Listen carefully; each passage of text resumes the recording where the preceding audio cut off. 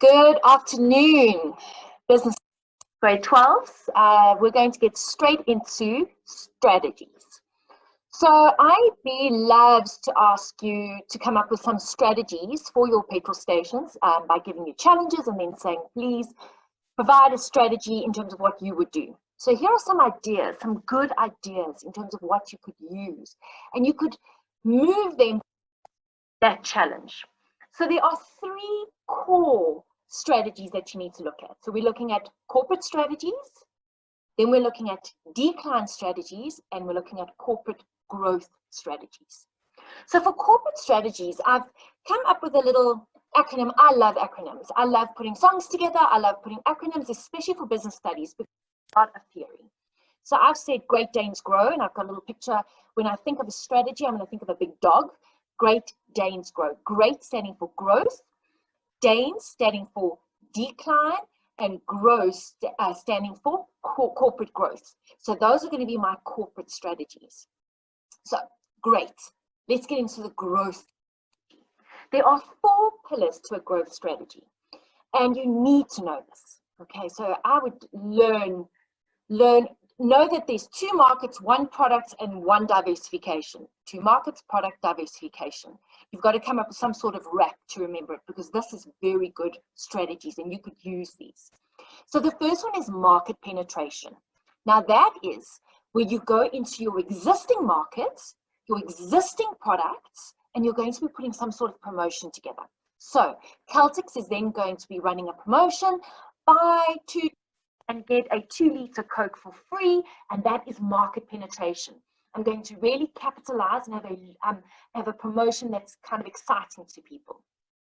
The next is market development. I've highlighted market there, meaning it's a new market. We're going to develop something new. So look at our electrical cars. We're going to make sure that we've got electrical units within our engine, and that's how we're going to develop a new market. Product developments. So what are we going to do there? We're going to look at new products.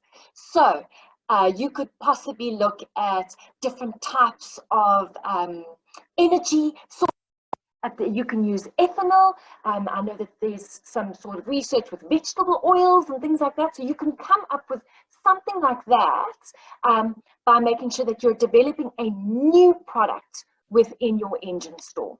It could be a new oil. It could be a new car wash shampoo that makes your car metallic, whatever the case is. Fourth strategy is diversification. That is new products, new markets. And what I've said here is engine is going to go into car manufacturing, and we're going to start developing engine cars that are called engine to compete with BMW. Okay, so Great Danes Grow. Under Danes is your decline strategy. Now I come up with another acronym. You can, if it's too many, rather don't, but Real Divas Live.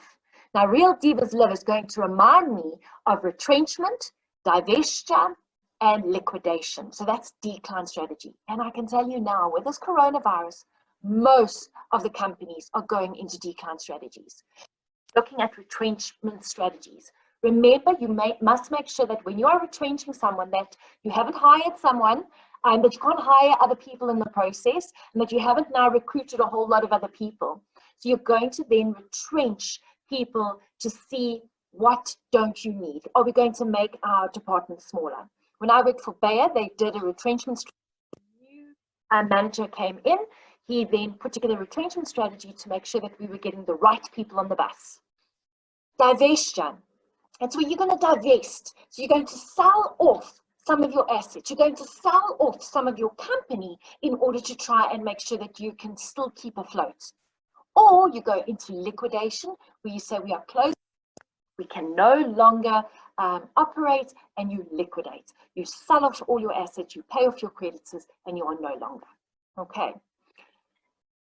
Let's look at corporate growth. Now, corporate growth, I've done an acronym, Justin makes tea. So I've got little pictures in my head. So I know I can see a Dane, I can see a diva, and I can see tea. I'm going to try and remind me about these strategies. You have to make it fun. Grade 12s, you really, really do. So Justin Makes Tea is all about corporate growth. You're looking at joint ventures, like your Pick and Pay and your BP have done. They have joined as a joint venture. They operate separately, but they are going to add to each other's brand. Or you're looking at a merge. Sassel and Excel merged many to form one company. When you merge, remember, there's one identity. It's not like a joint venture where you keep your two brands. Or a takeover, like Sinopec is taking over Caltex at the moment, and that's busy going through. So those are strategies, corporate strategies. Remember, you've got your growth strategies, decline, and corporate growth strategies. You also have other strategies, okay, whereby you could have a look at doing things differently. So any strategy is going to be they're going to market right. So they could give you a challenge. Engine is really not doing well. There's no teamwork, there's no cohesion. You could say, as management, let's relook our vision and our mission. And many companies do that, where they reboost, they get together, have strategy sessions, and then they say, right, this is what we are, this is who we are. Especially with technology change, you really need to look at your vision and make sure that you are in line with what you say you're doing. Benchmarking is another strategy where we look at best practice. Who is and you could look at your competitors to say, you know what, I really believe Engine has best practice, and we're going to copy. We used to call it a Kimberly-Clark swipe, steal with integrity. But we're going to have a look at best practice and see whether we can mimic and follow what they are doing, because it's working. Financial ratios. I'm going to get into a little bit more detail with financial ratios when we get into total quality management, but there, and also your bench, I can't remember now. Financial ratios, we'll get back to it. Your industry norms, so making sure that you are ensuring that every ratio is according to industry norms. Performance appraisals, HR coming involved, doing some sort of appraisals with your staff, making sure that everybody understands what they need to do and you're measured. Okay, so having measurables in place. You can't just say, well, you haven't really worked that hard, because I will come back and say, what do you mean? This is what my key performance objectives were, and this is how I met them. Teamwork. You could have a strategy where you say, you know what, we're going to make sure that there is cohesion within this team. We're going to go on teamwork sessions. We're going to do skills development. We're going to have a look at our staff and understand, are these the right people? And if they aren't, how are we going to get them to deliver? Training. Remember, with your training, you could have inspections. Oh, that's all total quality management. Sorry, that little one over there is probably hiding, but that's all TQM, total quality management. And in management, you're going to look at training, inspections, quality, sampling, mystery shopper. What is a mystery shopper?